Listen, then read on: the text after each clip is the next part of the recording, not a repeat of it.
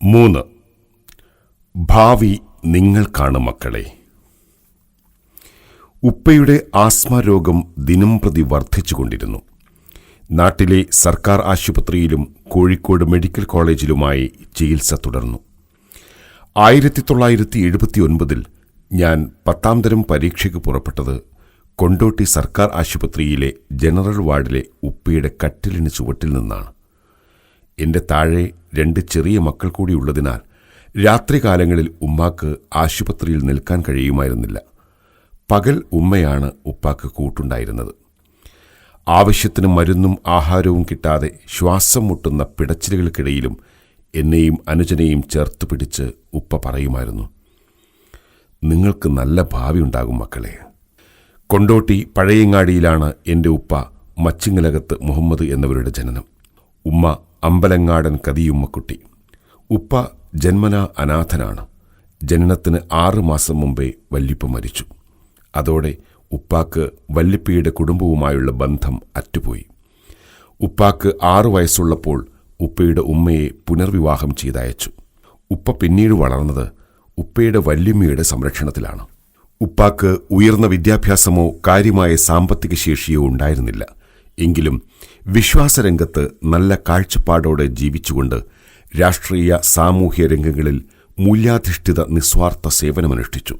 സമകാലിക നേതാക്കളുമായി ഉപ്പ ഉന്നത ബന്ധം പുലർത്തിയിരുന്നു. ബീഡി തെരച്ചാണ് കുടുംബം പോറ്റിയിരുന്നത്. അസുഖമായതോടെ ആ വരുമാനവും നിലച്ചു. ഞങ്ങളുടെ ജീവിതം നടത്തത്തിനിടെ ചൂട്ടുകെട്ടുപോയ പോലെ ഇരുട്ടിൽപ്പെട്ടു. വിശപ്പ് ഞങ്ങളുടെ നിത്യ കൂട്ടുകാരനായി. എന്നിട്ടും ഞങ്ങൾക്ക് ശോഭനമായ ഭാവി ഉണ്ടാകുമെന്ന് പറയാൻ കഴിഞ്ഞത് എന്തുകൊണ്ടെന്നും എങ്ങനെയെന്നും പലതവണ ആലോചിച്ചിട്ടുണ്ട്.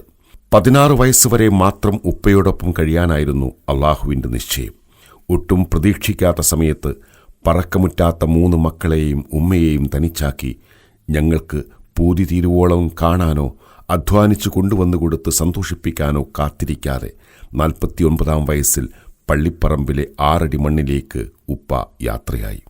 സ്വർഗത്തിൽ ഒരുമിച്ച് കൂടാനും ഒന്നിച്ചു കഴിയാനും സാധിക്കട്ടെ എന്നാണ് പ്രാർത്ഥന. നാഥന്റെ അനുഗ്രഹത്താൽ ഉദാരമതികളുടെ കലവറയില്ലാത്ത പിന്തുണയോടെ നനഞ്ഞ പഞ്ഞിക്കെട്ട് പോലെ കനം തൂങ്ങുന്ന മനസ്സുമായി കഴിയുന്നവർക്ക് ആശ്വാസം പകരാൻ പട്ടിണിയിൽ ഡോക്ടറേറ്റ് നേടിയ ഉമ്മാക്കും ദാരിദ്ര്യത്തിൽ ബിരുദമെടുത്ത എനിക്കും അനാഥനായി പഠിച്ചു വളർന്ന് സർക്കാർ സർവീസിൽ സേവനമനുഷ്ഠിക്കുന്ന അനുജനും എൻ്റെ ഭാര്യയ്ക്കും മക്കൾക്കും മരുമക്കൾക്കും പേരമക്കൾക്കും കഴിയുന്നു.